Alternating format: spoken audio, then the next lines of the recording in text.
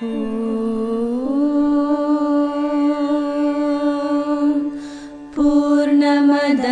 पूर्णमिदं पूर्णात् पूर्णमुदच्यते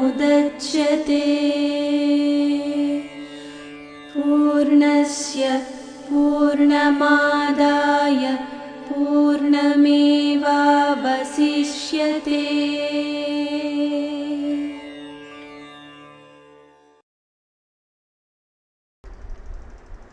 ఆధ్యాత్మికత మనిషికి ఎందుకు కావాల్సి వచ్చింది? ఎందుకు మనిషి ఆధ్యాత్మిక దృష్టి ఏర్పరచుకొని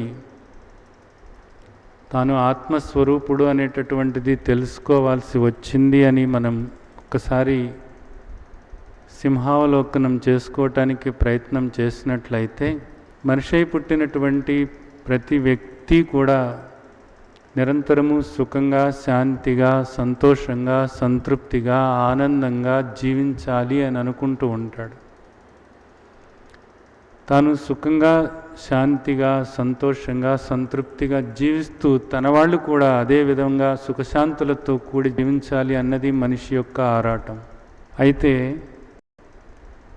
ఆ విధంగా తాను తన వాళ్ళు సుఖశాంతులతో ఉండటానికి కావలసినటువంటి రకరకాల ఏర్పాట్లను మనిషి చేసుకుంటూ ఉంటాడు.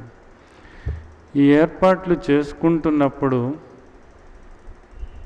మనిషి అనేకసార్లు దుఃఖానికి గురవుతూనే ఉంటాడు.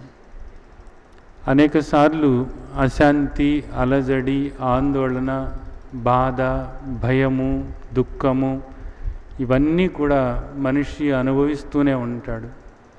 ఎందుకు ఈ విధంగా ప్రతి మనిషి కూడా తన జీవితంలో అనేకసార్లు భయము, ఆందోళన, అశాంతి, విసుగు, దుఃఖము ఇవన్నీ కూడా పొందుతూ ఉంటాడు అని మనం చూసినట్లయితే, నిజానికి దీనికి కారణం ఏంటంటే 4 విషయాలు ఉన్నాయి.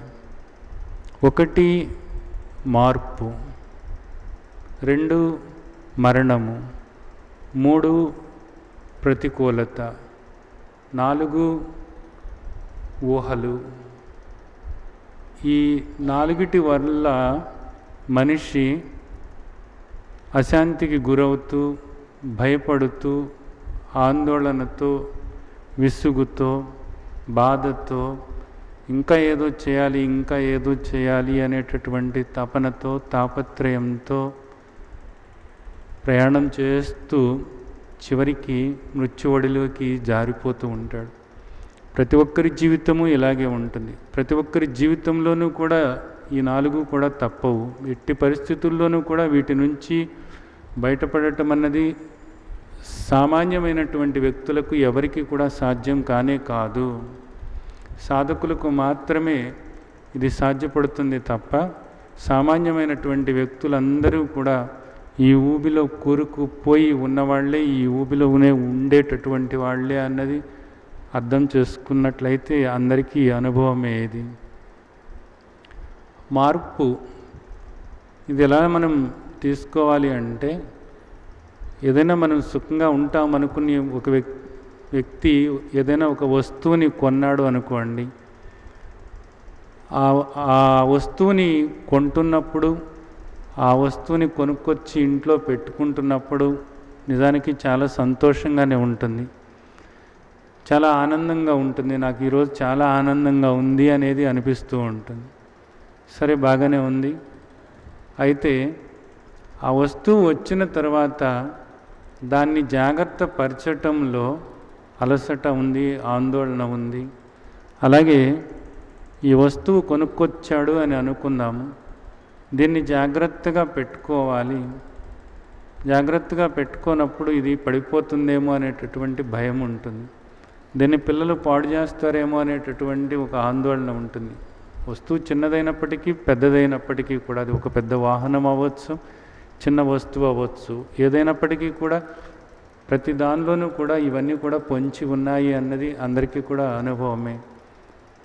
సరే, ఆ విధమైనటువంటి భయము, ఆందోళన ఉండనే ఉన్నాయి. తర్వాత కొద్ది రోజులు అయ్యేటప్పటికి ఏమవుతుందంటే ఈ వస్తువు పాతబడిపోతుంది. అంటే వస్తువు మారుతూ ఉంది. మారుతూ ఉన్నప్పుడు ఈ వస్తువు కాదు ఇంకోటి కొనుక్కుందాము, ఇది పాతబడిపోయింది అనేది అనిపిస్తూ ఉంటుంది. కాబట్టి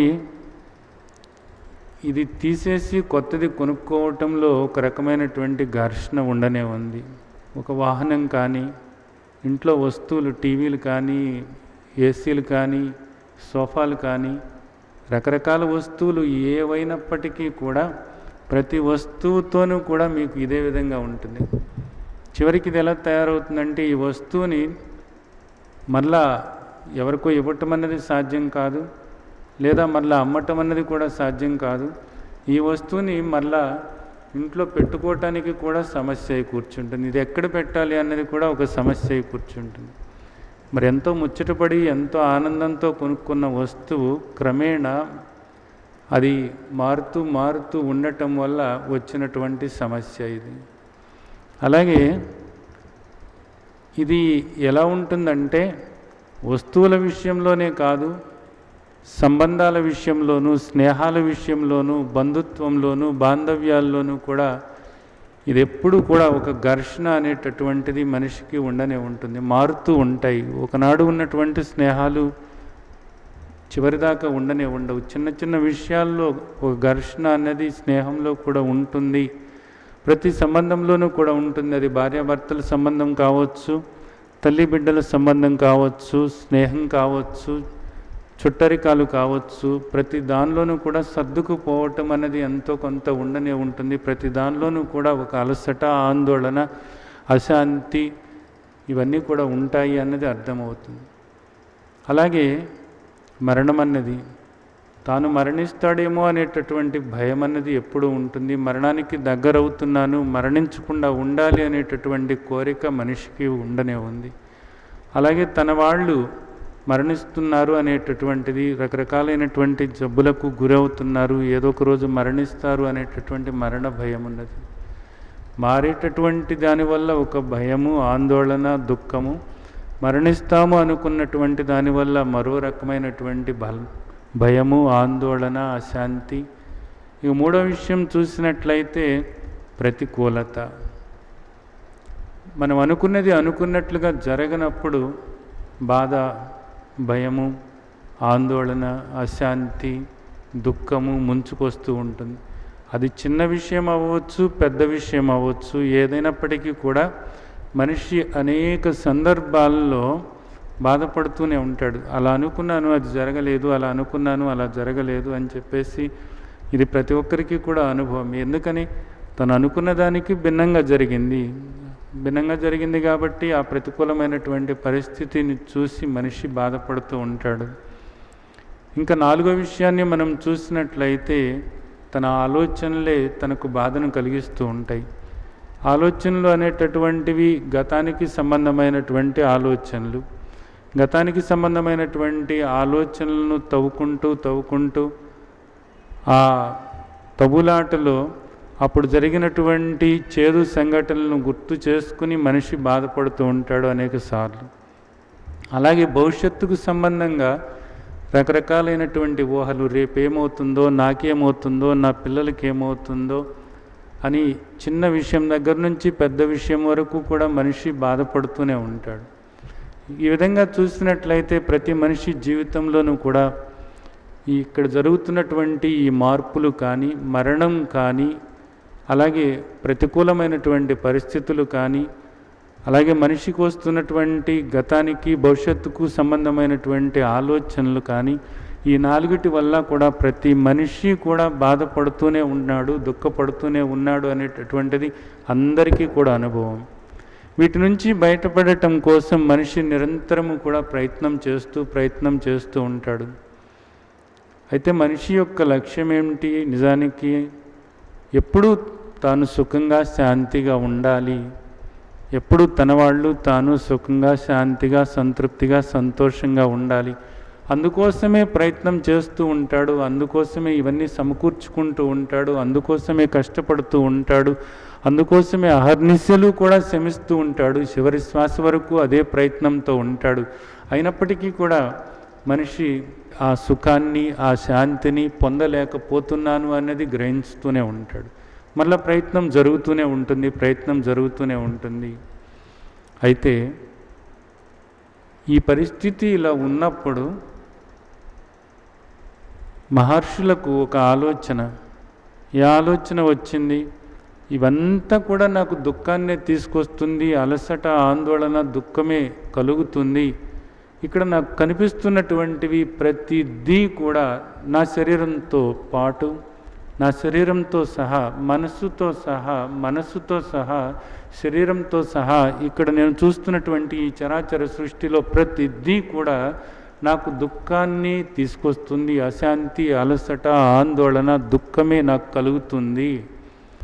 ఎంత ప్రయత్నం చేసినప్పటికీ కూడా, ఏ విధంగా ప్రయత్నం చేసినప్పటికీ కూడా, ఎన్ని రకాలుగా నేను ఎన్నో ఏర్పాట్లు చేసుకున్నప్పటికీ కూడా ప్రతిసారి కూడా నేను విఫలమవుతూనే ఉన్నాను. ప్రతిసారి కూడా నేను దుఃఖం అనేటటువంటి ఊబిలోనే కూరుకుపోతూనే ఉన్నాను.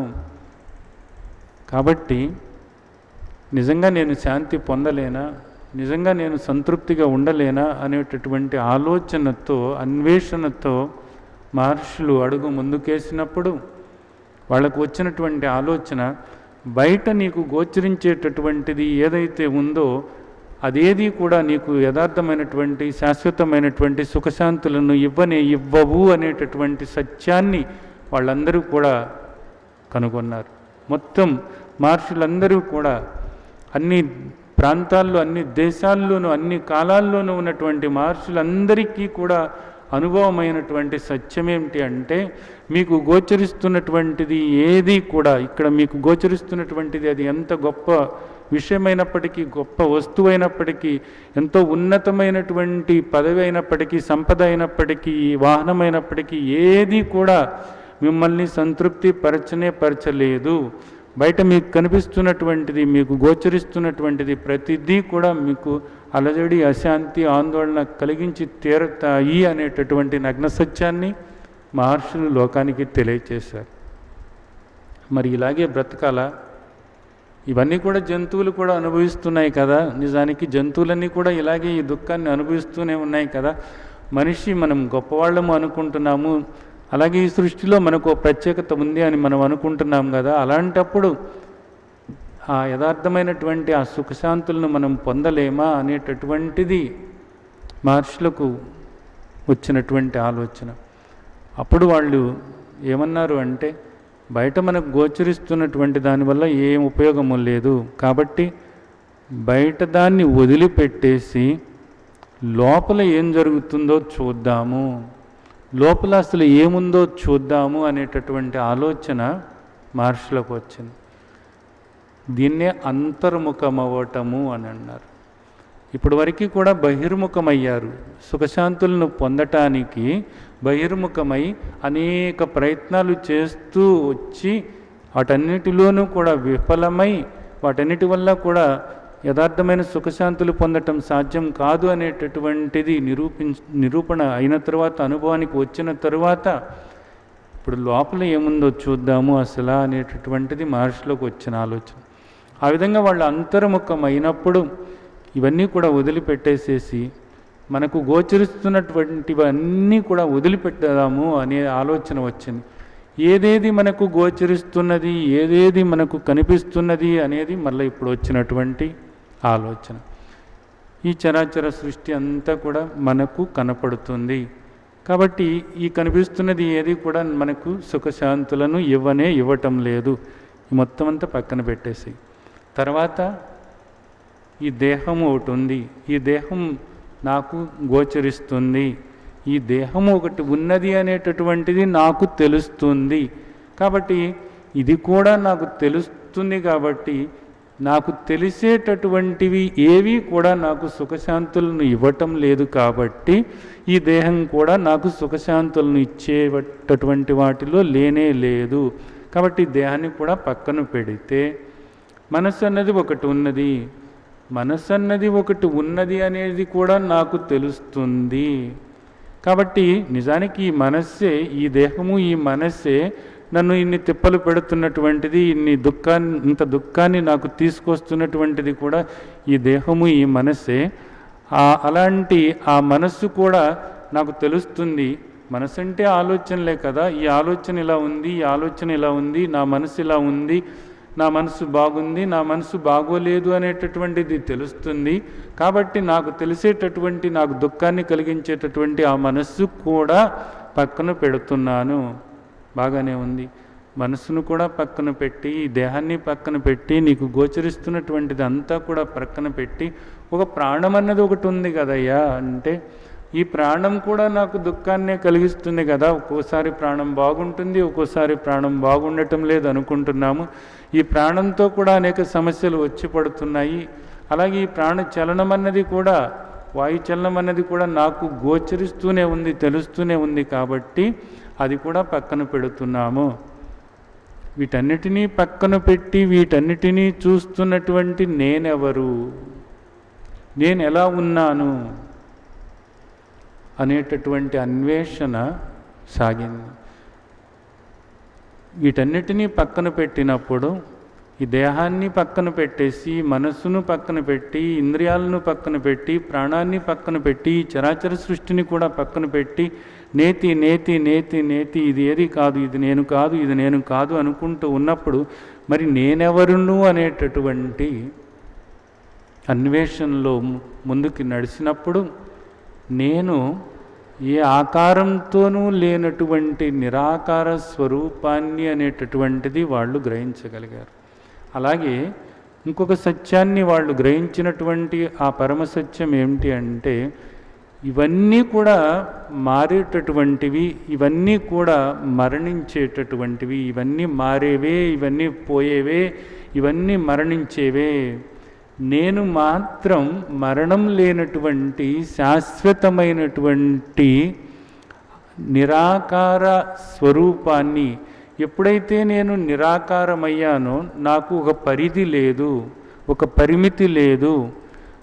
పరిమితి లేదు కాబట్టి, ఏ పరిధి నాకు లేదు కాబట్టి, నేను నిరాకారం కాబట్టి నేను సర్వవ్యాపకమై ఉన్నాను, నేను శాశ్వతమై ఉన్నాను అనేటటువంటిది ఆ సత్యాన్ని మహర్షులు గ్రహించగలిగారు. ఆ విధంగా నిన్ను నీవు తెలుసుకున్నట్లయితే యథార్థంగా నీ స్వరూపము శాంతి స్వరూపమే, యథార్థంగా నీ స్వరూపము శాంతి స్వరూపమే, యథార్థంగా నీ స్వరూపము సుఖస్వరూపమే.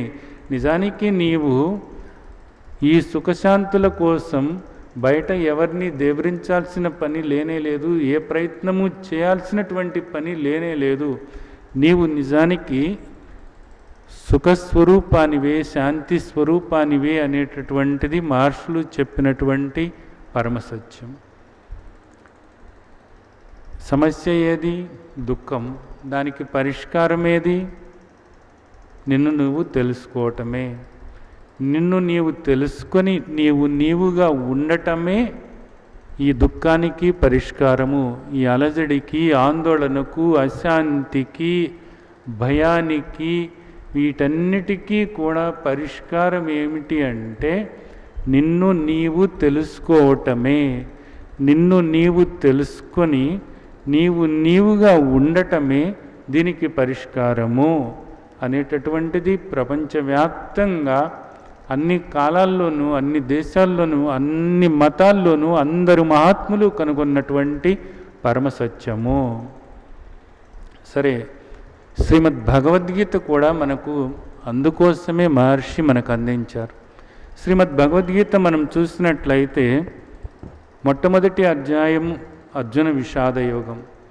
విషాదం ఎందుకు వచ్చింది అర్జునుడికి అంటే, జయిస్తానో జయించను అనేటటువంటిది ఒక భయం. అలాగే తాను మరణిస్తానో లేదా తన వాళ్ళు మరణిస్తారు అనేటటువంటిది భయం.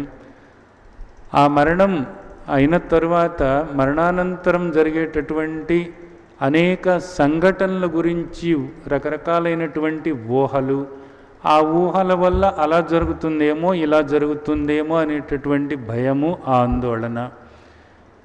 ఇది అర్జునుడికి వచ్చినటువంటి విషాదం. ఇక్కడ మనకు కూడా అదే విషాదం అందరికీ ఉంది. ప్రతిదీ కూడా మారుతుంది. అనేకసార్లు ప్రతిదీ కూడా మనకు ప్రతికూలంగానే ఇక్కడ దర్శనమిస్తుంది. అలాగే మరణ భయం అన్నది ఎప్పుడు వెన్నాడుతూనే ఉంది. ఎప్పుడు ఎవరం చనిపోతామో తెలియనటువంటి పరిస్థితి. అలాగే రకరకాలైనటువంటి ఆలోచనలు గతాన్ని గురించి భవిష్యత్తు గురించి ఎప్పుడు వెన్నాడుతూనే ఉన్నాయి.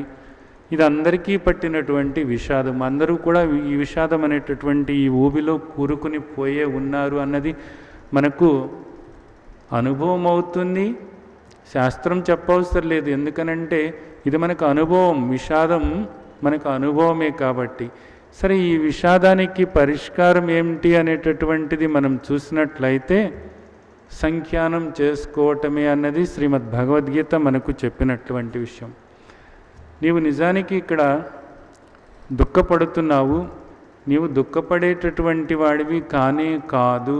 ఈ దేహమే అసలు నువ్వు కాదు. ఈ దేహమే నీవు కాదు. దుఃఖపడుతున్నది, బాధపడుతున్నది ఈ దేహం. కానీ యథార్థంగా నీవు దుఃఖపడేటటువంటి వాడివి కానే కాదు. అచేద్యో యమదాహ్యోయం అక్లేద్యో శోష్య ఏవచ నిత్య సర్వగతస్థాణు అచలోయం సనాతనః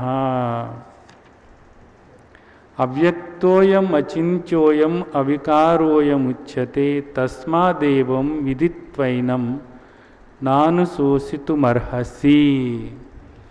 నీవు నశించేటటువంటి దేహం కానే కాదు. నీవు శాశ్వతమైనటువంటి ఆత్మస్వరూపానివి. నీవు శాశ్వతమైనటువంటి ఆత్మస్వరూపానివి. ఛేదించటానికి వీలు కానటువంటి, దహించటానికి వీలు కానటువంటి, తడపటానికి శక్యం కానటువంటి, శోషింపచేయటానికి సాధ్యం కానటువంటి నిత్య సర్వగత స్థాణు అచల సనాతన అవ్యయ అవ్యక్త అచింత్య అవికార ఆత్మస్వరూపానివి నీవు. కాబట్టి చింతించవద్దు, నీవు దుఃఖపడేటటువంటి వాడివి కానే కాదు అనేటటువంటిది మనకు శ్రీమద్ భగవద్గీత ఇక్కడ చెప్తున్నటువంటి విషయం. బాగానే ఉంది. మరి ఇది మనకు అర్థం కావటం లేదు. మనకి అర్థం కావటం లేదు. ఎవరికి అర్థం కావటం లేదు? ఈ దేహాలకు అర్థం కావటం లేదు. ఈ దేహాలు నిన్ను ఎప్పుడు కూడా తెలుసుకోలేవు. ఈ దేహంలో ఉన్నటువంటి ఇంద్రియాలు ఎప్పుడూ కూడా నిన్ను తెలుసుకోలేవు. అప్రమేయో. ఈ ఇంద్రియాలకు, ఈ పంచేంద్రియాలకు కానీ, అంతరింద్రియమైనటువంటి మనస్సు కానీ నీవు ఎలా ఉన్నావో, శాశ్వతమైనటువంటి నీవు, నశించేటటువంటి దేహం కాదు. నశించేటటువంటి ఈ దేహం ఎలా ఉంది అనేటటువంటిది ఈ ఇంద్రియాలకు తెలుసు, మనస్సుకు తెలుసు. నాశనం కానటువంటి ఆత్మస్వరూపుడమైనటువంటి నీవు ఎలా ఉన్నావో ఈ ఇంద్రియాలకు తెలియదు. బాగానే ఉంది. మరి ఇప్పుడు నీవుగా ఉండాలి అని అనుకున్నప్పుడు దీనికి ఏమిటి సమాధానం? ఏ విధంగా నీవు ఉండగలవు అని అంటే శ్రీమద్ భగవద్గీత మనకు అనేక సాధన విధానాలను మనకు తెలియచేస్తుంది. వాటిలో ముఖ్యమైనటువంటి దాన్ని మనం చూసినట్లయితే, మాత్రా స్పర్శాస్తు కౌంతేయ శీతోష్ణ సుఖ దుఃఖద ఆగమ అపాయను అనిత్య తాం స్థితిక్షస్వ భారత. ఇవన్నీ కూడా మాత్రా స్పర్శాస్తు కౌంతేయ, ఈ ఇంద్రియాలకు గోచరిస్తున్నటువంటి, మనస్సుకు అనుభవమవుతున్నటువంటి ఈ విషయాలన్నీ కూడా ఆగమ అపాయినో, వచ్చి పోయేటటువంటివే. తాం స్థితిక్షస్వ భారత, నీవు అలా వచ్చిపోయేటటువంటి వాడివి కాదు. ఈ విషయాన్ని నీవు అర్థం చేసుకో అన్నది శ్రీమద్ భగవద్గీత చెప్తుంది. కాబట్టి వచ్చిపోయేటటువంటి వాటి గురించి ఎందుకు బాధపడుతున్నావు? వచ్చిపోయేటటువంటి వాటి గురించి, అశాశ్వతమైనటువంటి వాటి గురించి, అల్పమైనటువంటి వాటి గురించి శాశ్వతమైనటువంటి ఆనందస్వరూపుడమైనటువంటి నీవు ఎందుకు బాధపడుతున్నావు అన్నది మహర్షులు మనల్ని అడుగుతున్నటువంటి మాట. త్రైగుణ్య విషయ వేద నిస్త్రైగుణ్యో భవార్జున నిర్ద్వంద్వో నిత్యసత్వస్థో నిర్యోగక్షేమ ఆత్మవాన్. నీవు ఆత్మస్వరూపుడవయ్యా, నీవు శాశ్వతమైనటువంటి ఆత్మస్వరూపుడవు. ఇవన్నీ కూడా త్రిగుణాలకు సంబంధమైనటువంటివి, ఇవన్నీ కూడా వచ్చిపోయేటటువంటిది, ఇవన్నీ కూడా అశాశ్వతమైనటువంటివే. ఈ విషయాన్ని మనం అర్థం చేసుకున్నట్లయితే, ఈ విషయాన్ని మనం అర్థం చేసుకుని ఇవన్నీ కూడా వచ్చిపోయేటటువంటివే అని ఏవేవి ఇక్కడ మనకు గోచరిస్తున్నటువంటిది ప్రతిదీ కూడా త్రిగుణాలకు సంబంధమైనటువంటిది. ఈ దేహము, మనస్సు, ప్రాణము ఇవన్నీ కూడా త్రిగుణాలకు సంబంధమైనటువంటివి. ఈ దేహానికి వస్తున్నటువంటి అనుభవాలు, విషయాల వల్ల కలుగుతున్నటువంటి అనుభవాలన్నీ కూడా వచ్చిపోయేటటువంటివే. ఆ దృష్టితో మనం చూసినట్లయితే ఇవన్నీ కాదు, ఈ పంచభూతాత్మకమైనటువంటి ఈ చరాచర సృష్టి నాకు గోచరిస్తున్నది, కాబట్టి అది ఆత్మ కాదు, అది నేను కాదు. ఈ దేహం పంచభూతాలతో తయారైనటువంటి ఈ దేహం నాకు గోచరిస్తున్నది, కాబట్టి ఈ దేహం నేను కాదు, ఈ మనస్సు నేను కాదు, ఈ ఇంద్రియాలు నేను కాదు, ఈ ప్రాణము నేను కాదు, ఈ గుణాలు నేను కాదు. అలాగే ఈ దేహానికి అనుభవం అవుతున్నటువంటి ఈ ఇంద్రియ విషయాలు ఏవి కూడా నేను కాదు అని నీవు భావన చేసి వీటన్నిటినీ కూడా గమనిస్తున్నటువంటి వాడిగా నీవు మారినట్లయితే ఈ చరాచర సృష్టిని, ఈ దేహాన్ని, ఈ మనస్సును గమనిస్తున్న వాడిగా నీవు మారినట్లయితే నీకు అర్థమవుతుంది ఏమనంటే ఇవేవి కూడా నువ్వు కాదు, నీవు కేవలము దీన్ని గమనించేటటువంటి వాడివి. ఇవన్నీ కూడా నీ చేత గమనించబడుతున్నాయి. ఇవన్నీ కూడా ఈ మనసు దగ్గర నుంచి, ప్రాణం దగ్గర నుంచి, ఇంద్రియాలు, దేహము, ఈ చరాచర సృష్టి ఇవన్నీ కూడా నీ చేత గమనించబడుతున్నాయి. గమనించబడేటటువంటిది ఎప్పుడు కూడా గమనించేటటువంటి వాడికి భిన్నంగానే ఉంది. కాబట్టి ఇదంతా కూడా నీకు భిన్నంగా ఉంది. దీనికి అతీతంగా వీటన్నిటికీ కూడా భిన్నంగా నీవు ఉన్నావు, నీవు ఆత్మస్వరూపుడవు అనేటటువంటిది నీకు అనుభవానికి వస్తుంది. సరే, ఇదంతా కూడా మనకు శ్రీమద్ భగవద్గీత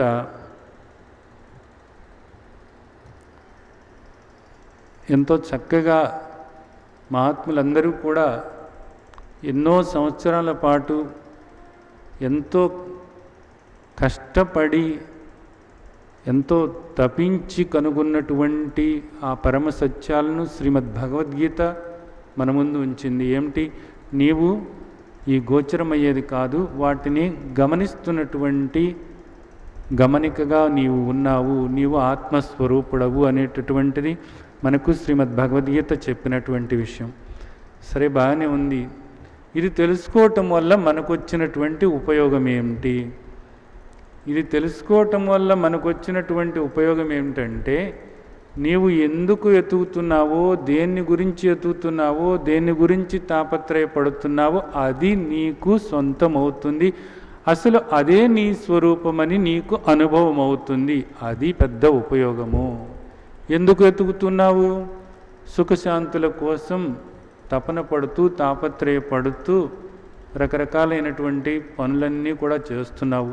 అది భౌతికమైనవి కావచ్చు, లేదా ఆధ్యాత్మిక పరమైనవి కావచ్చు. ఏవైనప్పటికీ కూడా వాటి గురించే కదా. ఇప్పుడు నీకు ఇది అర్థమై నీవుగా ఉన్నట్లయితే వీటితో సంబంధాన్ని తెగతింపులు చేసుకొని, అంటే వీటికి అతీతంగా నీవు ఉన్నావు అన్న అనుభవాన్ని నీవు పొందినట్లయితే, ఆ అనుభవంగా నీవు ఉన్నట్లయితే అప్పుడు నీకు ఏ అశాంతి లేదు, ఏ అలజడి లేదు, ఏ దుఃఖము లేదు, ఏ బాధ లేదు. నీవు శాంతి స్వరూపమై ఉన్నావు అనేది అనుభవంగా ఉంటుంది. అందుకోసమే ఈ ఆధ్యాత్మికత అంతా కూడా. సరే, ఈ విధంగా చేయాలి అని అనుకున్నప్పుడు ఏం చేయాలి అనేది మనకు శ్రీమద్ భగవద్గీత చెప్తుంది. అంటే సర్వకర్మాణి మనసా సన్యస్యాస్తే సుఖం వసి నవద్వారే పురే దేహి నైవ కుర్వన్న కారయన్. నవద్వారపురంలో ఉన్నటువంటి ఆత్మస్వరూపుడవైనటువంటి నీవు, ఈ దేహానికి 9 ద్వారాలు ఉన్నాయి, 9 ద్వారాలు ఉన్నాయి. ఈ 9 ద్వారాలతో కూడినటువంటి ఈ నవద్వారపురంలో ఉన్నటువంటి ఆత్మస్వరూపుడవైనటువంటి నీవు ఈ మనస్తోనూ ఈ దేహంతోనూ కూడా మమేకాన్ని వదిలిపెట్టి ఇవన్నీ కూడా ఈ దేహం చేసుకుంటుంది, నాకే సంబంధము లేదు అన్న భావన ఏర్పరచుకుని ఉన్నట్లయితే సర్వకర్మాణి మనసా సన్యస్యాస్తే, మనస్సులో సన్యసించు. అంతేకాని సన్యాసం పేరుతో ఇవన్నీ వదిలేసేసి ఏదో వేషం మార్చి అరణ్యాలకు పారిపోతున్నాను అన్నది సన్యాసం కాదు. సన్యాసము అంటే మనసా సన్యస్యాస్తే, ఏమని మనస్సులో ఏ భావన చేయాలి?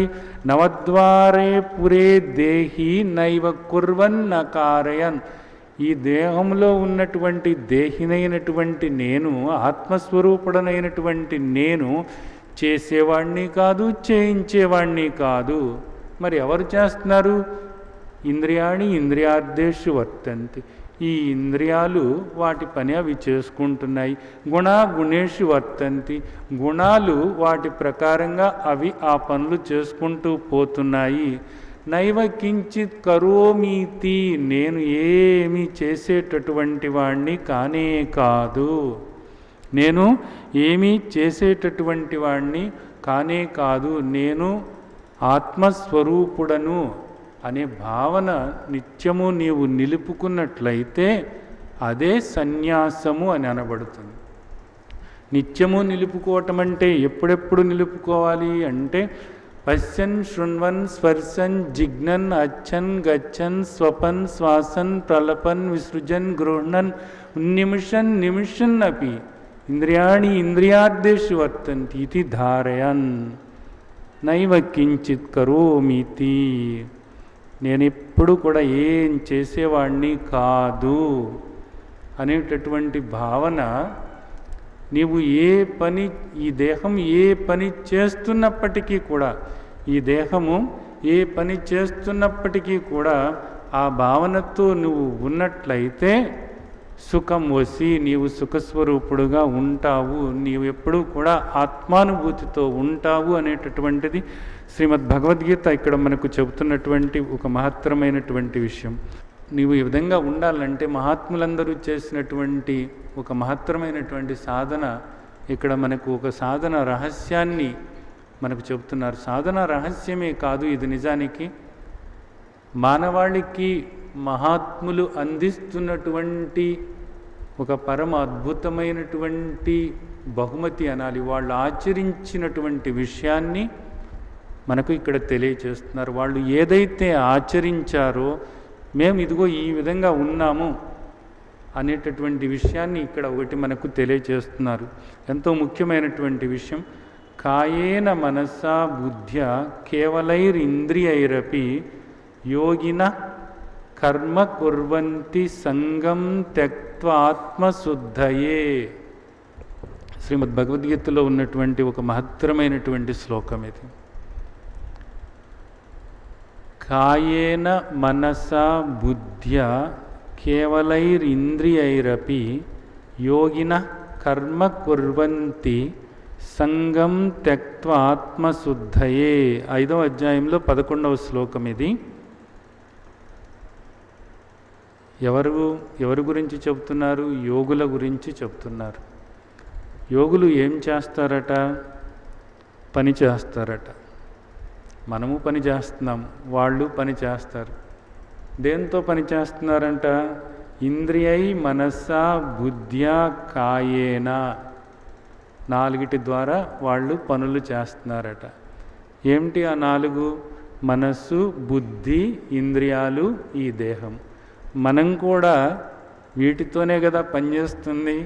వాళ్ళేమో యోగులయ్యారు, మనమేమో ఇలాగా దుఃఖాన్ని అనుభవిస్తున్నాము, వాళ్ళేమో ప్రశాంతంగా శాంతిగా సిద్విలాసంగా ఆనందంగా శాంతిగా ఉంటే మనమేమో ఇలాగా దుఃఖంతో బాధతో భయంతో ఆందోళనతో అశాంతితో మనమేమో అలమటిస్తున్నాం. ఏమిటి ఇక్కడ తేడా? వాళ్లకు మనకు తేడా ఏమిటి అంటే, మనము ఈ పని చేస్తున్నాము. దేంతో పని చేస్తున్నాము? మనసుతో, బుద్ధితో, ఇంద్రియాలతో, దేహంతో పని చేస్తున్నాం. ఈ పనులన్నీ కూడా మనం ఎందుకు చేస్తున్నాము అన్నది. ఈ నాలుగిటి ద్వారానే వాళ్ళు పనిచేసినా మనం పనిచేసినా, ఈ నాలుగిటి ద్వారా మనం ఎందుకు పని చేస్తున్నాము, వాళ్ళు ఎందుకు పని చేస్తున్నారు అన్నదే ఇక్కడ రహస్యం అంతాను.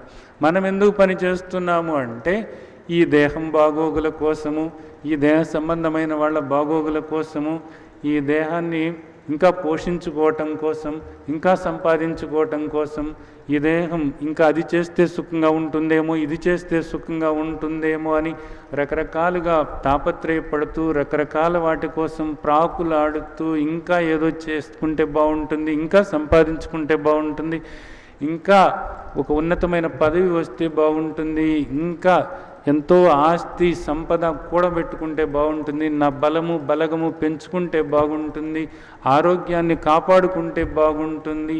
ఇలాగా మనం చేసేవన్నీ కూడా దేహానికి సంబంధమైనటువంటి విషయాలే. దేహానికి సంబంధమైనటువంటి విషయాల కోసమే మనసుతో కానీ, బుద్ధితో కానీ, ఇంద్రియాలతో కానీ, ఈ దేహంతో కానీ మనం పని చేస్తున్నాము. కేవలము దేహ నిమిత్తంగానే మనము పనులు చేస్తున్నాము. ఆధ్యాత్మికత పేరుతో కూడా దేహ నిమిత్తంగానే పనులు చేస్తున్నారు. దేవుడి దగ్గరికి వెళ్ళినప్పటికీ, పూజలు చేసినప్పటికీ, మొక్కులు మొక్కినప్పటికీ, తీర్థయాత్రలకు వెళ్ళినప్పటికీ, నోములు, వ్రతాలు, దీక్షలు ఏది చేసినప్పటికీ కూడా దీని నిమిత్తమే, కేవలము దీని సుఖశాంతుల కోసమే, దేహం యొక్క తాత్కాలికమైనటువంటి సుఖశాంతుల కోసము, దేహ సంబంధమైనటువంటి వాళ్ళ బాగోగుల కోసము, దేహం యొక్క అభివృద్ధి కోసం, దేహం యొక్క ఆరోగ్యం కోసం, దేహం యొక్క సంబంధ బాంధవ్యాల కోసమే తప్ప రహస్యం ఏమిటి అన్నది తెలియకుండా అందరూ కూడా మనకున్న వస్తువులు నాలుగిటిని కేవలము దేహ ప్రయోజనం కోసమే మనము ఉపయోగిస్తున్నాము. అందుకే ఈ విధంగా దుఃఖంలో కూరుకుపోయి అశాంతితో అలజడితో అలమటిస్తున్నాము. మరి అటు మహర్షులు ఏం చేస్తున్నారు, యోగులు ఏం చేస్తున్నారు అంటే, వాళ్ళు ఈ నాలుగిటిని దేహం కోసం ఉపయోగించటం లేదట. మహత్తరమైనటువంటి రహస్యం అర్థం చేసుకోండి. వాళ్ళకు ఉన్నాయి, మనకు ఉన్నాయి, కానీ వాళ్ళు మాత్రం దేహం కోసం ఉపయోగించటం లేదట. మరి దేనికోసం ఉపయోగిస్తున్నారు అంటే, ఆత్మశుద్ధయే కర్మ కుర్వంతి. ఒక మహత్తరమైనటువంటి సత్యం ఇది. ఆత్మశుద్ధయే కర్మ కుర్వంతి. ఆత్మశుద్ధి కోసం ఈ నాలుగిటి సహాయంతో వాళ్ళు కర్మ చేస్తున్నారట. ఆత్మశుద్ధి పడటానికి అంటే, ఆత్మశుద్ధి పడటం ఏంటి? ఆత్మ ఏమైనా అశుద్ధిగా ఉందా అంటే లేదు, తప్పు. ఆత్మ అశుద్ధిగా లేదు. ఆత్మ ఈ అనాత్మతో మమేకమవుతుంది. మమేకమై ఈ దేహభావన ఏర్పడుతుంది. ఈ దేహభావన పోగొట్టుకోవటమే ఆత్మశుద్ధి అంటే. దేహభావన పోగొట్టుకోవటమే ఆత్మశుద్ధి అంటే. అంతేగాని ఆత్మలో ఏదో మాలిన్యం ఉన్నది, దాన్ని ఒకసారి కడిగేసేసి ఏదో శుభ్రం చేస్తున్నారు, ఆత్మశుద్ధి అన్నది కాదు. ఈ దేహభావనతో మమేకాన్ని పోగొట్టుకోవటం కోసమే వాళ్ళు కర్మ చేస్తున్నారట. అంటే వాళ్ళు ఏది చేసినప్పటికీ కూడా దేంతో, మనసుతో కానీ, బుద్ధితో కానీ, ఇంద్రియాలతో కానీ, దేహంతో కానీ, దేంతో ఏ పని చేస్తున్నా వాళ్ళ లక్ష్యం ఒక్కటే. ఏమిటి? ఏ పని చేస్తున్నా ఆత్మశుద్ధి కలుగుతుందా లేదా, అంటే దేహభావన లేకుండా ఉంటున్నామా లేదా. ఏ పని చేస్తున్నప్పటికీ కూడా అది చిన్న ఆలోచన. మనసుతో కర్మ అంటే ఏమిటి? మనసు బుద్ధితో కర్మ అంటే ఏమిటి? ఆలోచనలే. ఆలోచనలు చేస్తున్నప్పుడు కానీ, ఈ దేహంతో, ఈ ఇంద్రియాలతో ఏ పని చేస్తున్నప్పటికీ కూడా, ఏ పంచ జ్ఞానేంద్రియాలతో కానీ పంచ కర్మేంద్రియాలతో కానీ ఏ పని చేస్తున్నప్పటికీ కూడా వాళ్ళ ముఖ్యమైనటువంటి లక్ష్యము, ముఖ్యమైనటువంటి ఉద్దేశ్యము ఒక్కటే. ఏమిటంటే అది చిన్న పని కావచ్చు, పెద్ద పని కావచ్చు, ఏ పని చేస్తున్నప్పటికీ కూడా నేను ఆత్మస్వరూపుడనైనటువంటి నేనుగా ఉన్నానా లేదా, ఈ విధంగా మాట్లాడుతున్నాను, ఇప్పుడు మాట్లాడుతున్నప్పుడు నేనుగా ఉన్నానా లేదా, ఈ వస్తువుని ఇక్కడి నుండి ఇక్కడ పెడుతున్నాను, ఇది పెడుతున్నప్పుడు నేనుగా ఉన్నానా లేదా, నేను ఇప్పుడు నడుస్తున్నప్పుడు నేనుగా ఉన్నానా లేదా, నేను తింటున్నప్పుడు నేను ఆత్మస్వరూపుడనైనటువంటి నేనుగా ఉన్నానా లేదా, మంచినీళ్ళు తాగుతున్నప్పుడు ఆత్మస్వరూపుడనైనటువంటి నేనుగా ఉన్నానా లేదా, కూర్చున్నప్పుడు ఆత్మస్వరూపుడనైనటువంటి నేనుగా ఉన్నానా లేదా, పడుకున్నప్పుడు ఆత్మస్వరూపుడనైనటువంటి నేనుగా ఉన్నానా లేదా. ప్రతి విషయంలోనూ కూడా ఈ దేహంతో ఏది చేస్తున్నప్పటికీ కూడా నేనుగా ఉన్నానా లేదా. ఈ దేహం దాని పని అది చేసుకుంటుంది, ఈ చేసేటటువంటిది నేను కాదు. నైవ కించిత్ కరోమీతి, నేను కాదు, నేను ఆత్మస్వరూపుడను, నేను శాశ్వతమైనటువంటి నిరాకార పరబ్రహ్మ స్వరూపుడను. ఈ దేహం దాని పనులు అది చేసుకుంటుంది, నేను కాదు అనేటటువంటి భావన స్థిరపరుచుకుని ఆ విధంగా ఉండటానికే వాళ్ళు కర్మ చేస్తారట. మామూలుగా పనులు ఎందుకు చేస్తారు అంటే దేహాన్ని పోషించుకోవటం కోసం, భుక్తి గడవటం కోసం అంటాం మనం. భుక్తి గడవటం కోసం, దేహాన్ని పోషించుకోవటం కోసం కాదు. ఏ పని చేసినప్పటికీ కూడా ఎందుకు చేస్తారంటే ఆత్మశుద్ధయే కర్మ కుర్వంతి. అది ఈ రహస్యాన్ని మనం అర్థం చేసుకున్నట్లయితే, ఈ మహామంత్రాన్ని మనం అర్థం చేసుకుని ఆచరణలోకి తీసుకున్నట్లయితే, ప్రతి పని చేసేటప్పుడు కూడా చేసేటటువంటి దాన్ని గమనిస్తూ ఉన్నట్లయితే ఇదే రహస్యం. చేసేటటువంటి దాన్ని గమనిస్తూ ఉన్నట్లయితే, దాంతో కలిసిపోకుండా దానికి విడిగా గమనిస్తూ ఉన్నట్లయితే, నువ్వు గమనిస్తున్నటువంటిది వేరు, గమనించే నీవు వేరు. అదే ఆత్మశుద్ధయే అన్న మాటకు అర్థము. నీవుగా ఉండగలుగుతావు. నడుస్తున్నావు, ఈ దేహం నడుస్తున్నప్పుడు ఆ ఇంద్రియాలు పని చేసుకుంటున్నాయి, పాదాలు ఆ నడక అనేటటువంటి క్రియాకలాపాన్ని చేస్తున్నాయి. నేను ఆత్మస్వరూపాన్ని. అలాగే ఈ చేతులు ఇస్తున్నాయి, నేను ఆత్మస్వరూపుడను. ఈ వాక్కు మాట్లాడుతుంది, ఈ నోరు మాట్లాడుతుంది, నేను ఆత్మస్వరూపుడను.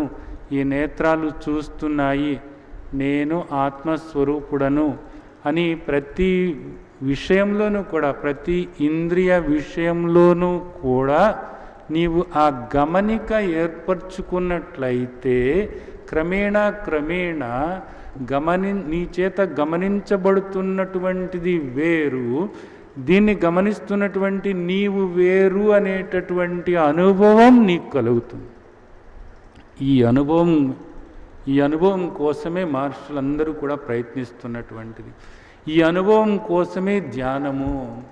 నీవు కూర్చుని మంత్రసాధన చేసిన శ్రీమద్భగవద్గీతలో మనకు చెప్పినట్లుగా సాత్విక ధారణ, మనసుతో కానీ ఇంద్రియాలతో కానీ ప్రాణంతో కానీ వీటన్నిటినీ కూడా గమనిస్తూ, వాటి క్రియాకలాపాలను గమనిస్తూ సాత్విక ధారణ చేసిన, లేదా రకరకాలైనటువంటి మెడిటేషన్ పద్ధతుల్లో ఏ పద్ధతిని నీవు ఆశ్రయించినప్పటికీ కూడా దానిలో ఉన్నటువంటి రహస్యం ఏమిటంటే, దాన్ని గమనిస్తున్నటువంటి నీవు వేరుగా ఉండటం కోసమే. దాన్ని గమనిస్తున్నటువంటి నీవు, ఆ విధానాన్ని గమనిస్తున్నటువంటి నీవు వేరవ్వటం కోసమే ఈ ధ్యాన పద్ధతులన్నీ అన్నది అనుభవపూర్వకంగా తెలుసుకోవచ్చు. యోగిన కర్మ కుర్వంతి సంగం త్యక్త్వా, సంగం త్యక్త్వా, మనస్తోనూ బుద్ధితోనూ ఇంద్రియాలతోనూ దేహంతోనూ సంగమం ఏర్పరచుకున్నావు. నిన్ను నీవు మరిచిపోయావు. మరిచిపోయి వీటితో తాదాత్మ్యం చెంది సంగమం ఏర్పరచుకుని ఆ మనసే నేను అనుకుంటున్నావు, ఆ బుద్ధే నేను అనుకుంటున్నావు. ఇంద్రియాలతో మమేకం చెంది ఆ ఇంద్రియాలే ఆ దేహమే నేను అనుకుంటున్నాము. కాబట్టి కర్మ కుర్వంతి, కర్మ చేస్తూ సంగం త్యక్త్వా ఆత్మశుద్ధయే, సంగమం లేకుండా ఆ కర్మ చేస్తూ ఎప్పుడు సంగమం లేకుండా ఉండగలవు అంటే కర్మ చేస్తున్నటువంటి దాన్ని గమనిస్తూ ఉన్నప్పుడు మాత్రమే నీవు సంగమం లేకుండా ఉండగలవు. అది ప్రారబ్ధవశాత్తు ఈ ఇంద్రియాలు, ఈ మనసు, ఈ దేహము వాటి వాటి కర్మలు చేసి ఆ ఫలితాలను పొంది ఆ దుఃఖము బాధ అనుభవిస్తూ ఉన్నాయి. నువ్వు వాటితో కలిసిపోయావనుకో, వాటితో కలిసిపోతే అప్పుడు నువ్వు కూడా నేను బాధపడుతున్నాను, నాకు ఎంతో దుఃఖంగా ఉంది, నాకు అశాంతిగా ఉంది, అలజడిగా ఉంది, ఆందోళనగా ఉంది, నాకు సుఖమే లేకుండా పోయింది అనేటటువంటి అనుభవం నీకు ఏర్పడుతుంది. అలా కాకుండా నువ్వు బయటకు వచ్చి దాన్ని గమనిస్తూ ఉన్నట్లయితే, వాటికి సాక్షిలాగా నీవు మారినట్లయితే ఆ ఇంద్రియ చలనానికి, ఆ మనోచలనానికి, ఆ ఇంద్రియ క్రియాకలాపాలకు నీవు సాక్షిగా మారి దాన్ని గమనించేవాడిగా నీవు మారినట్లయితే నీకు అనుభవం అవుతుంది. ఏమని? నీవు సుఖస్వరూపుడవు అనేటటువంటిది. నీవెవరో, నీవెంతటి వాడివో, ఎట్టివాడివో నీవు తెలుసుకోగలుగుతావు. అయితే ఇదంతా నీకు అనుభవానికి రావాలి అనుకున్నప్పుడు నీవు ఆత్మస్వరూపుడవు. నీవు అసత్, జడ, దుఃఖ స్వరూపానివి కాదు. అసత్ అంటే అసత్యమైనటువంటి, అశాశ్వతమైనటువంటి, మారిపోయేది, మరణించేది, అశాశ్వతమైంది అయిన ఈ దేహానివి కాదు. నీవు సత్, శాశ్వతమైనటువంటి వాడివి. ఈ దేహమా జడము. నిజానికి నీవు జడం కాదు, నీవు చైతన్య స్వరూపుడవు. అలాగే ఈ దేహము దుఃఖభూయిష్టమైనటువంటిది. దుఃఖం ఇదంతా కూడా దుఃఖానికి సంబంధమైనటువంటిది. నీవు ఆనంద స్వరూపుడవు. నీవు అసత్, జడ, దుఃఖ స్వరూపమైనటువంటి ఈ దేహం కాదు. నీవు సత్, చిత్, ఆనంద స్వరూపుడవు. నీవు సత్, చిత్, ఆనంద స్వరూపుడవు అనేటటువంటి విషయాన్ని నీవిప్పుడు అర్థం చేసుకున్నావు. కాబట్టి ఇది అనుభవానికి తెచ్చుకోవాలి అని అనుకున్నప్పుడు కేవలము ధ్యానం చేస్తున్నాము అని ఒక గంటో, పావుగంటో, అరగంటో కూర్చుని ధ్యానం చేయటం కాకుండా నిరంతరము కూడా తస్మాత్ సర్వేషు కాలేషు, సర్వకాల సర్వావస్థలలోనూ కూడా పశ్యన్, శృణ్వన్, స్పర్శన్, జిగ్నన్, అచ్చన్, గచ్చన్, స్వపన్, శ్వాసన్, ప్రలపన్, విసృజన్, గృహణన్, నిమిషన్, నిమిషన్నపి ప్రతి దానిలోనూ కూడా నిన్ను నీవు గుర్తు చేసుకొని నీవుగా ఉండి ఈ మనస్సు కదలికలు, ఈ ఇంద్రియ చలనము, ఈ క్రియాకలాపాలను గమనించేవాడిలాగా నీవు మారినట్లయితే నీవు ఇక్కడ జీవన్ముక్తావస్థ పొందుతావు అనేటటువంటిది పెద్దలందరూ కూడా చెప్తున్నారు. దీంతో విడిపడటమే మోక్షము అంటే. దీంతో సంగమాన్ని పోగొట్టుకొని నీవుగా స్వతంత్రంగా, నీవుగా ఏ అంటూ లేకుండా నీవుగా ఉండటమే ముక్తావస్థ. ఇప్పుడు బంధం ఏర్పడింది, వీటితో సంగమం ఏర్పడింది. ఈ సంగమం నుండి విడగొట్టుకొని నీవు సాక్షిగా మారి నీవుగా ఉండటమే ముక్తావస్థ. ఇదే జీవన్ముక్తావస్థ అనేది పెద్దలు చెప్తున్నారు. అది అనుభవించాలి అని అనుకున్నప్పుడు కేవలము ఏదో ఒక గంట ధ్యానం చేయటం కాకుండా నిరంతరము ప్రతి క్రియాకలాపంలోనూ కూడా నిన్ను నీవు గుర్తు చేసుకుని ఈ దేహాన్ని గమనిస్తూ ఉండాలి, ఈ కదలికలు గమనిస్తూ ఉండాలి, ఈ మనోచలనాన్ని గమనిస్తూ ఉండాలి. అలాగ క్రమేణా ప్రతి దానిలోనూ కూడా నీవు అలవాటు చేసుకున్నట్లయితే కొంతకాలానికి ఈ దేహం ఏం చేస్తున్నప్పటికీ కూడా ఈ దేహం నేను కాదు, నేను దీనికి భిన్నంగా ఉన్నటువంటి ఆత్మస్వరూపాన్ని అని ఆత్మశుద్ధయే కర్మ కుర్వంతి అనేది నీకు అనుభవానికి వస్తుంది, నీకు అనుభవానికి వస్తుంది. ఇది ప్రతిదీ మనం నిత్య జీవితంలోకి తీసుకోవాల్సి ఉంటుంది. ప్రొద్దుటే నిద్ర లేస్తారు, నిద్ర లేచిన తర్వాత నిద్ర లేచాను అన్నది తెలుస్తుంది అందరికీ. అక్కడి నుండి సాధన మొదలవ్వాలి. నిద్ర లేచిన తర్వాత ఒక్కసారిగా నిన్ను గుర్తు చేసుకో. నువ్వు నిద్రపోయేవాడివా? అసలు నిద్రపోయింది ఎవరు? నిజానికి ఆత్మస్వరూపుడవైనటువంటి నీవా, లేకపోతే ఈ మనస్సు, ఈ దేహమా, అలసిపోయినటువంటి ఈ దేహమా? ఈ దేహం నిద్రపోతుంది. అలాగే ఇప్పుడు మెలకువ తెచ్చుకొని జాగ్రత్త అవస్థ పొందినటువంటిది ఎవరు? నిజానికి ఈ దేహం, నీవు కాదు. ఇప్పటి వరకు నడిచినటువంటి సుషుప్తి అవస్థ కానీ, అలాగే ఆ నిద్రలో వచ్చినటువంటి స్వప్నావస్థ కానీ, ఇప్పుడు మెలకువ వచ్చినటువంటి ఈ జాగ్రత్త అవస్థ కానీ, ఈ మూడు అవస్థలను కూడా ధరిస్తున్నటువంటి ఆత్మ చైతన్యము నీవు. ఈ మూడు కానే కాదు, ఈ మూడు నీవు కానే కాదు, ఈ మూడు కూడా నీవు కానే కాదు. ఈ మూడు అవస్థలను ధరిస్తూ వీటికి అతీతంగా ఉన్నటువంటి తురీయ అవస్థ అని పిలువబడుతున్నటువంటి, నిజానికి తురీయ అవస్థ కాదు, ఈ మూడిటిని ధరిస్తూ ఈ మూడిటికి భిన్నంగా ఉన్నటువంటి నీవుగా ఉన్నటువంటి స్థితి, నీవుగా ఉన్నటువంటి స్థితి ఏదైతే ఉందో అది నీవై ఉన్నావు. కాబట్టి ఈ నిద్ర నుండి మేలుకున్నటువంటిది నీవు కాదు, ఈ దేహం. అప్పుడు నీవు గుర్తు చేసుకో, ఏమని? నేను అసత్ జడ దుఃఖస్వరూపమై ఈ మూడు అవస్థలకు లోనవుతున్నటువంటి ఈ దేహాన్ని కానీ కాదు. నేను ఏ అవస్థ లేనటువంటి, ఏ మార్పు లేనటువంటి శాశ్వతమైనటువంటి ఆత్మస్వరూపుడను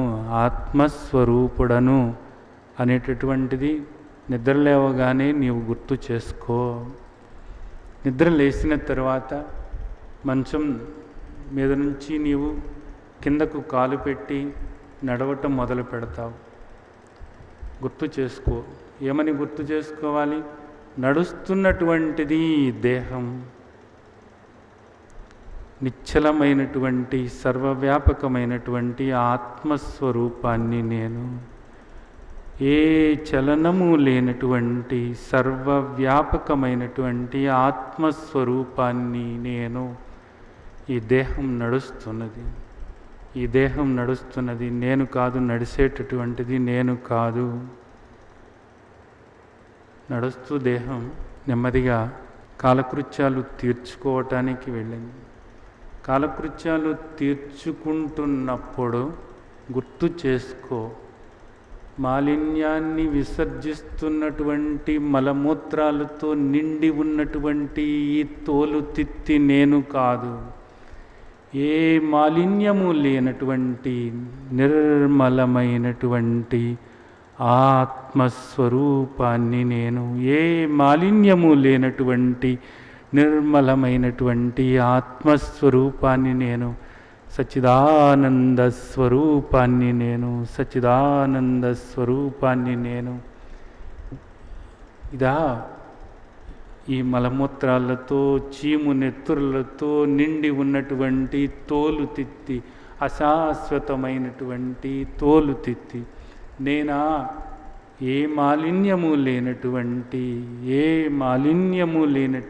నిర్మలమైనటువంటి ఆనంద స్వరూపాన్ని నేను, సచ్చిదానంద స్వరూపాన్ని నేను అనేటటువంటిది ఆ మలమూత్రాలు విసర్జిస్తున్నంత సమయం అంతా కూడా నీ గురించి నువ్వు ఆలోచించుకో. నీవు ఎవరో, ఎట్టివాడివో, ఎంతటి వాడివో ఆలోచించుకో. అసహ్యకరమైనటువంటి మలమూత్రాలతో నిండేటటువంటి ఈ తోలుతిత్తితో సంగమాన్ని ఎందుకు వదిలిపెట్టి దీన్ని చూసి అసహ్యకరమైనటువంటి ఈ తోలుతిత్తి నేను కాదు, నేను నిర్మలమైనటువంటి ఆనంద స్వరూపాన్ని అని ఆ మలమూత్రాలు విసర్జిస్తున్నంత సమయము కూడా నిన్ను గురించి నువ్వు ఆలోచించుకుంటూ, నిన్ను గురించి నువ్వు చింతన చేస్తూ, మనస్సు నీ మీదే లగ్నం చేసి నిన్ను నీవు పట్టుకొని ఉండు. ఈ మలమూత్రాలతో నిండిన ఈ సంచిలో నుండి ఆ మలమూత్రాలు విసర్జించబడుతున్నప్పుడు దీన్ని గమనించేటటువంటి, దీనికి భిన్నంగా ఉన్నటువంటి సాక్షి చైతన్య స్వరూపానివి నీవు అనే విషయాన్ని నిరంతరము ధ్యానిస్తూ ఉండు. ఆ తర్వాత ముఖం ప్రక్షాళన చేసుకోవాలి అని అనుకుంటావు, ముఖాన్ని శుభ్రపరచుకోవాలి అని అనుకుంటావు. నీవు అపరిశుభ్రంగా ఉన్నావా? నీవు అపరిశుభ్రంగా ఉన్నావా? పరిశుద్ధమైనటువంటి ఆత్మస్వరూపానివి నీవు. ఆత్మశుద్ధై శుద్ధమైనటువంటి పరిశుద్ధమైనటువంటి ఆత్మస్వరూపానివి. అశుభ్రత అన్నది నీలో ఎక్కడ ఉంది? ఈ పాంచభౌతికమైనటువంటి మట్టి దేహం అశుభ్రమవుతుంది. ఇది శుభ్రత లేకుండా ఉంది, మురికి కొట్టుకుపోతుంది, మాలిన్యాలతో నిండి ఉన్నది, దుర్వాసన వ్యక్తమవుతుంది ఈ నోటి నుండి. నిజానికి ఏ వాసన లేనటువంటి ఆత్మస్వరూపానివి నీవు. శుద్ధ ఆత్మస్వరూపానివి, పరిశుద్ధమైనటువంటి ఆత్మస్వరూపానివి. ఈ దేహానికి పట్టినటువంటి మాలిన్యాన్ని వదులుకోవటానికి ఈ దేహం తన్ను తాను శుభ్రపరుచుకుంటుంది అంతే. కాబట్టి ఈ దేహం ఆ ముఖాన్ని కడుక్కుంటుంది, ఆ పళ్ళు తోముకుంటుంది. అంతేకాని నాకు ఏ మాలిన్యము కూడా లేనే లేదు, నేను శుద్ధమైనటువంటి ఆత్మస్వరూపాన్ని అనేటటువంటిది ఆ ముఖం కడుక్కుంటున్నంతసేపు, బ్రష్ చేసుకుంటున్నంతసేపు కూడా నిన్ను నీవు గుర్తు చేసుకొని ఈ దేహం ఆ బ్రష్ చేసుకోవటం అనేటటువంటి దాన్ని గమనిస్తూ ఉండు. ఈ క్రియాకలాపాన్ని గమనించేటటువంటి ఆత్మ స్వరూపానివి, ఈ క్రియాకలాపాన్ని గమనించేటటువంటి సాక్షి చైతన్య స్వరూపానివి నీవు అనేటటువంటిది గుర్తు చేసుకుంటూ ఉండు.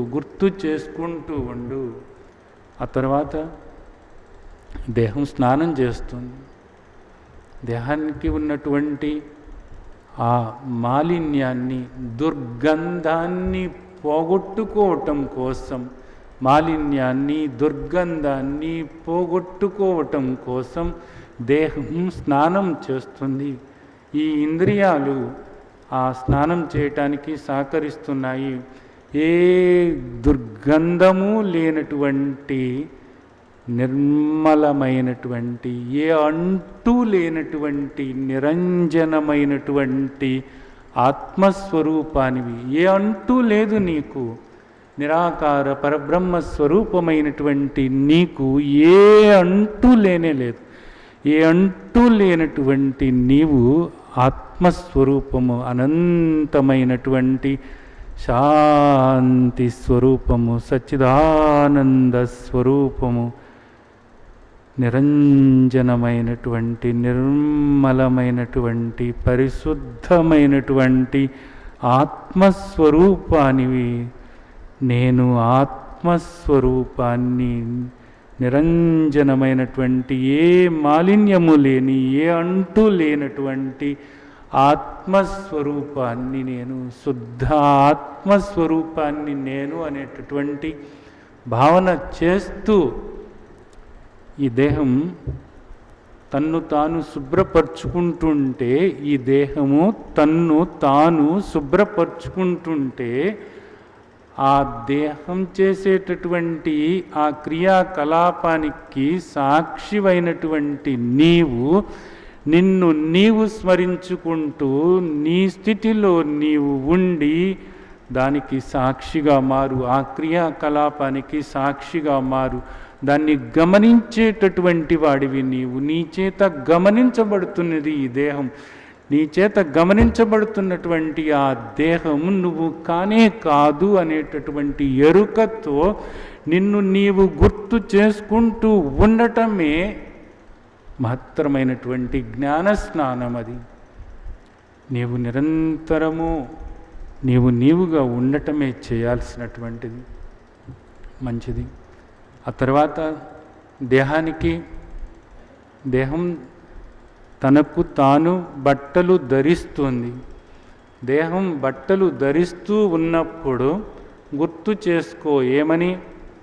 అనంతమైనటువంటి నాకు ఏ బట్టలు వేసుకోవటం, ఎల్లలు లేనటువంటి, ఆది అంతము లేనటువంటి, సర్వము నిండి ఉన్నటువంటి, శాశ్వతమైనటువంటి, ఏ రూపము లేనటువంటి సచ్చిదానంద స్వరూపుడనైనటువంటి నాకే బట్టలే. ఈ దేహం బట్టలు వేసుకుంటుంది. అల్పమైనటువంటి, పరిమితితో కూడినటువంటి, అసజ్జడ దుఃఖ స్వరూపమైనటువంటి ఈ దేహం బట్టలు వేసుకుంటుంది. ఈ దేహం బట్టలు వేసుకుంటుంది.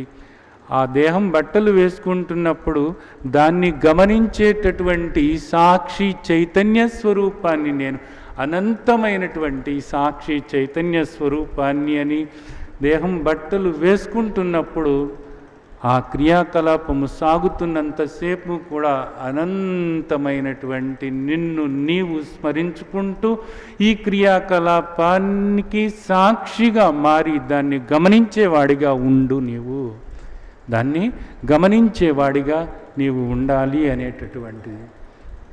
ఆ తరువాత ఆ దేహం విభూది ధరిస్తూ, గంధం ధరిస్తూ, తిలకం ధరిస్తూ ఉన్నప్పుడు నిన్ను నీవు గుర్తు చేసుకో. ఏ దుర్వాసన లేనటువంటి, ఏ ఆకారము లేనటువంటి, నిర్మలమైనటువంటి, నిరంజనమైనటువంటి నీకు గంధం ఎందుకు? సర్వము కూడా నీ విభూదే అయినప్పుడు నిజానికి ఏ విభూది నీవు ధరించాలి? ఎల్లలు లేనటువంటి నీకు ఏ అలంకరణ చేయాలి? ఈ దేహము అలంకరణ చేసుకుంటుంది.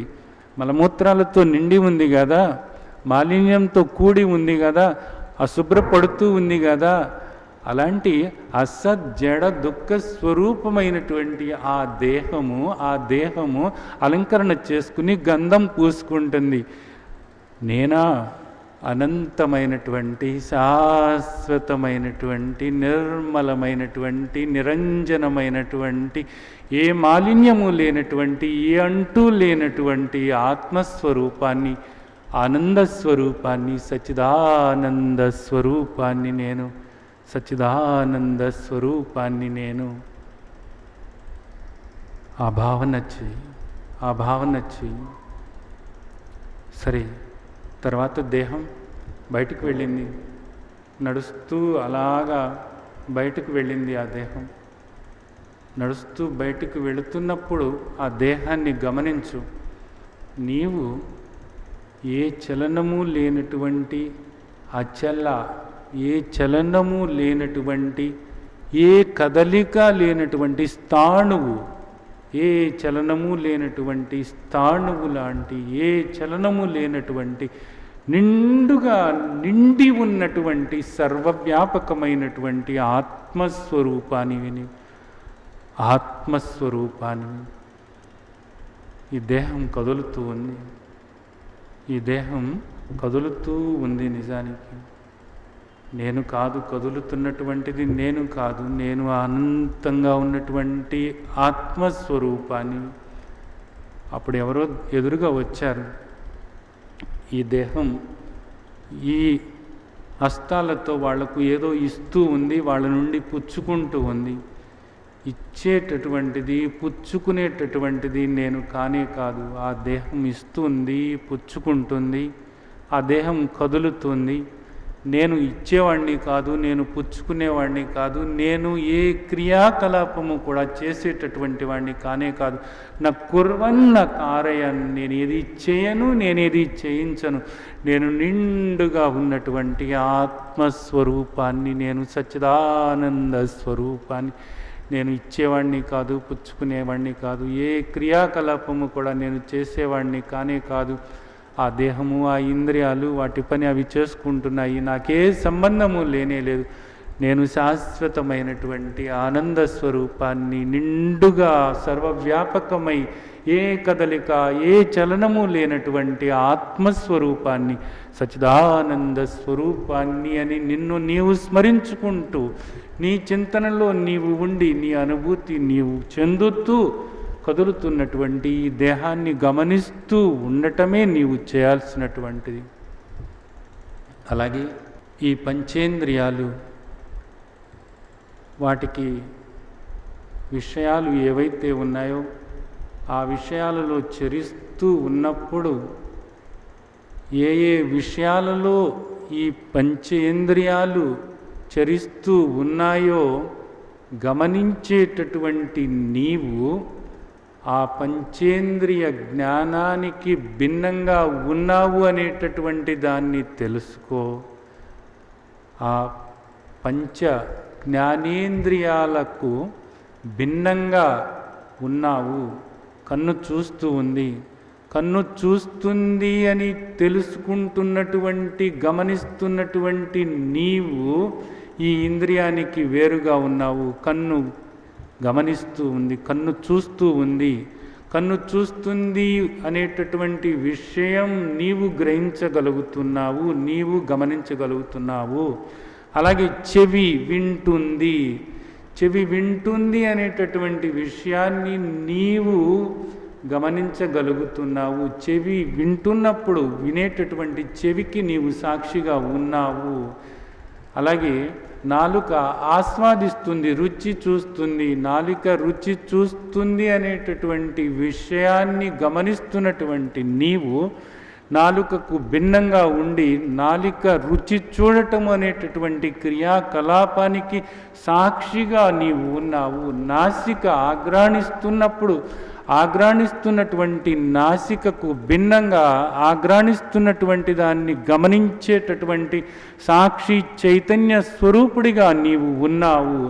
అలాగే చర్మానికి స్పర్శ అందుతున్నప్పుడు దాన్ని గమనించేటటువంటి నీవు సాక్షి చైతన్య స్వరూపుడవై ఉన్నావు.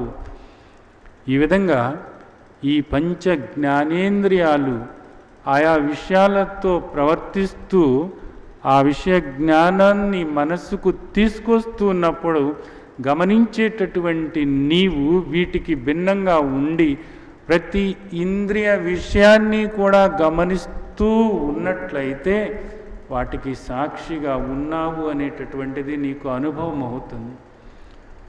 ఆ ఇంద్రియాలు వేరు, నేను వేరు అనేటటువంటిది నీకు అనుభవం అవుతుంది. నీవుగా ఉండగలుగుతావు. అలాగే మనస్సులో రకరకాలైనటువంటి ఆలోచనలు కదలాడుతూ ఉన్నప్పుడు మనస్సును నువ్వు గమనిస్తూ ఉన్నట్లయితే, ఆలోచనలను నువ్వు గమనిస్తూ ఉన్నట్లయితే నీకు అర్థమవుతుంది ఏమని, ఈ మనస్సు వేరు, నేను వేరు.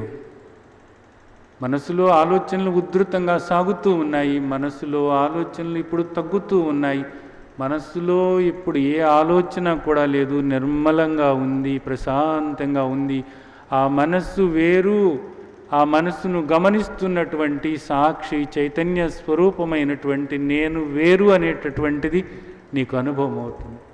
కాబట్టి ఈ ఇంద్రియ విషయాలను మనస్సును కూడా గమనిస్తూ వాటిలో జరుగుతున్నటువంటి క్రియాకలాపాలను గమనిస్తూ ఉన్నట్లయితే వాటిలో జరుగుతున్నటువంటి క్రియాకలాపాలను, అవి కర్మేంద్రియాలు అవ్వవచ్చు, జ్ఞానేంద్రియాలు అవ్వవచ్చు, అంతరేంద్రియమైనటువంటి మనస్సు అవ్వవచ్చు, వీటి ద్వారా జరుగుతున్నటువంటి క్రియాకలాపాలను నీవు గమనిస్తూ ఉన్నట్లయితే క్రమేణా వీటిని గమనిస్తున్నటువంటి నీవు వాటికి భిన్నంగా ఉన్నావు అనేటటువంటి అనుభవం నీకు స్థిరపడి నీవు నీవుగా ఉండగలుగుతావు.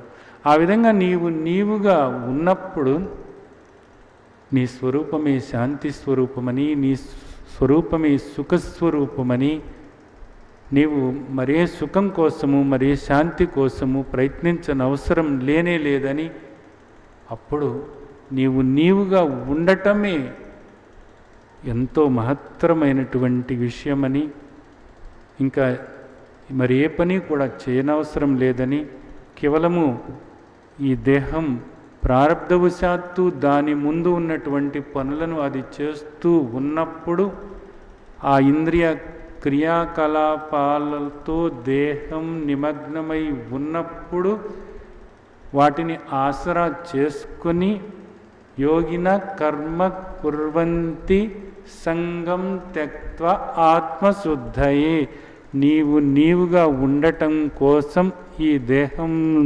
ప్రారబ్ధవశాత్తు చేస్తున్నటువంటి క్రియాకలాపాలను ఉపయోగించుకోవటమే అన్నది నీకు అనుభవం అవుతుంది. ఈ అభ్యాసం చేస్తూ ఉన్నట్లయితే క్రమేణా ఈ సంగమాన్ని నువ్వు పోగొట్టుకుని నీవు వీటికి భిన్నంగా ముక్తుడవై ఉన్నావు అనేటటువంటి అనుభవాన్ని నీవు పొందుతావు. నిరంతరము కూడా ఉదయం కళ్ళు తెరిచిన దగ్గర నుంచి రాత్రి నిద్రకు ఉపక్రమించేంత వరకు కూడా ప్రతి క్రియాకలాపం జరుగుతున్నప్పుడు